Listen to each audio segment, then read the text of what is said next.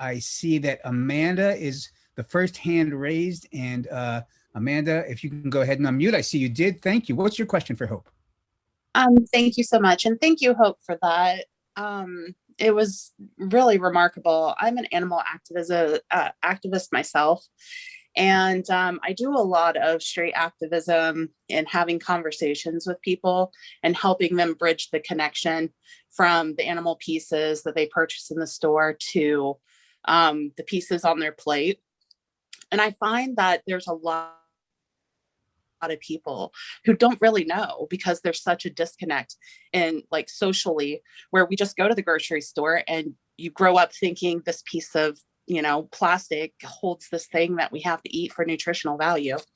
And I've done several different kinds of activism, and I find that the speaking to people one-on-one is very beneficial. And I like the aha moments, but it is a one-on-one thing, and it's not like for the masses. And I love that you have the podcast, and I know it's taking a long time for me to get to my question. So in all of your 30 years of being vegan, what have you found to be the most received way that people really make the connection on such a, to get such a wide band of people? Does that make sense? Yeah, I think I know what you're asking.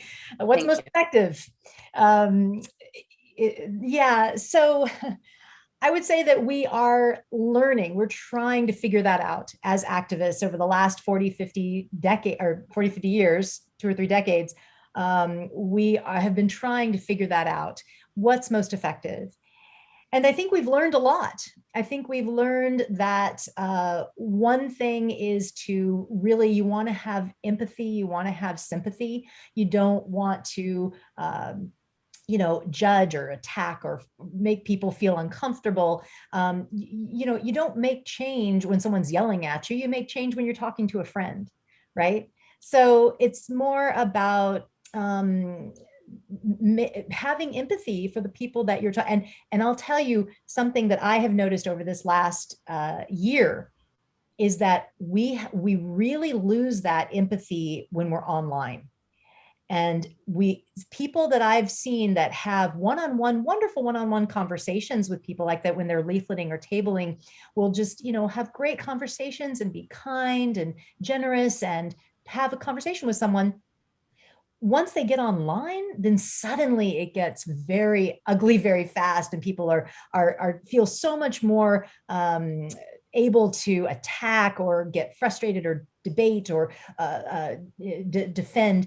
So I guess one thing that I want to this is getting kind of very into the minute, but online, just be as empathetic, as conversational and generous as you would be face to face, because we just lose that when we're online, and we're really, vegans are kind of known as like the meanest people on the internet.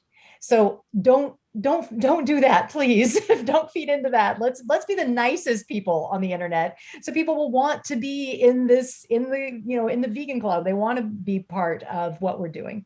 So that's something that we've learned, is that, we want to be friendly and open and understanding of where people are, all of that. As far as what's most effective, like if someone asked me, what can I do? What's the most effective thing I could do? What I would say is, what do you love to do? Or what are you good at? We need everything.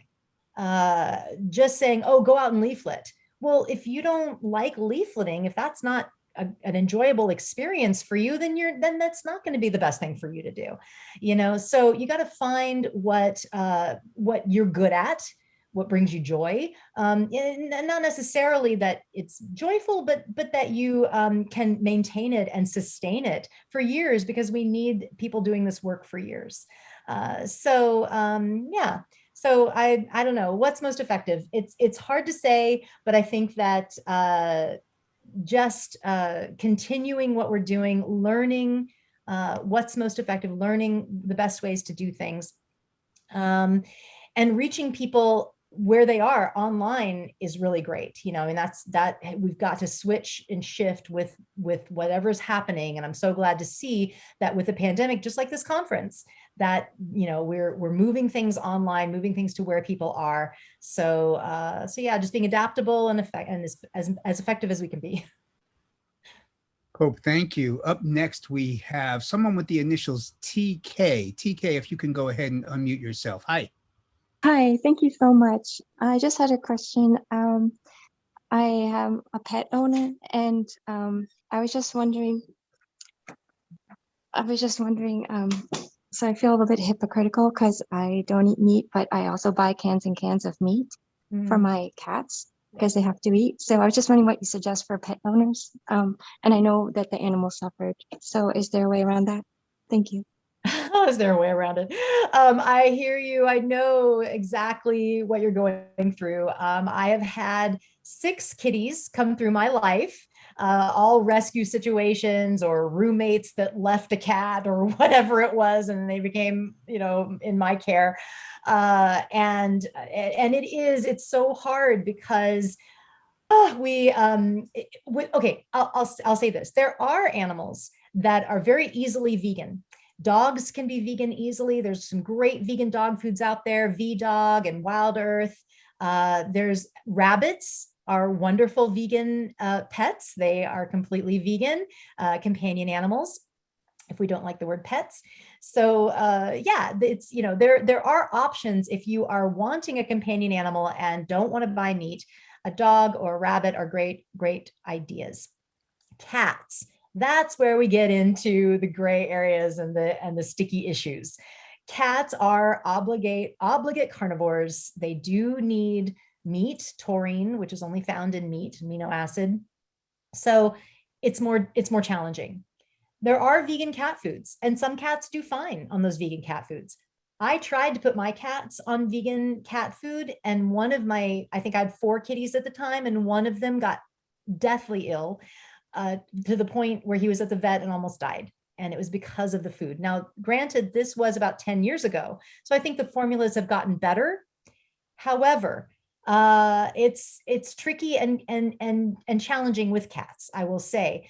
I think some people can do that comfortably and maybe the cats will do fine and thrive. Others may not feel comfortable and feel that they do need to give them meat because that is what they need naturally. So it's challenging. I know it's very challenging. And here's what the conclusion that I came to is that when this kitty came into my life, when my kitties came into my life, I wasn't as aware. I didn't really think about it. I didn't think like, oh, if I bring this cat into my life, I'm going to have to feed him meat all the time. So the damage is kind of done. I made a commitment to this cat, to this life, to take care of him, to keep him healthy. And so once you have made that commitment, you kind of have to make compromises and do what you need to do to keep that cat healthy. If you give the cat to someone else, you're just putting that burden on someone else. And maybe they won't make the best choices that you would. So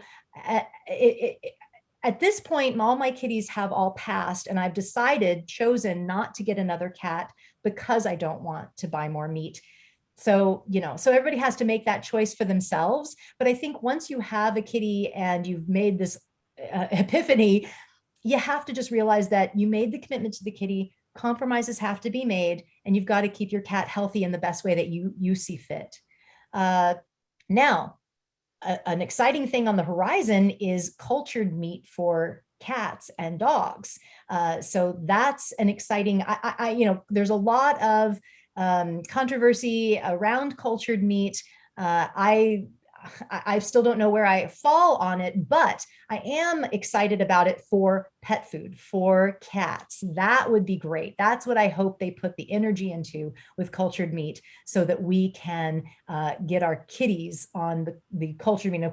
Cultured is the lab grown, or where they take a cell, grow it, and it's actual meat, but didn't come directly from a slaughtered animal. So So there are technologies on the horizon that could make this a better option and better decisions, and maybe I could get a kitty at that point. But I hear your frustration and your conflict and that feeling of hypocrisy. But just know that, you know, you made a commitment to this kitty. You've got to keep him healthy and safe. So compromises have to be made.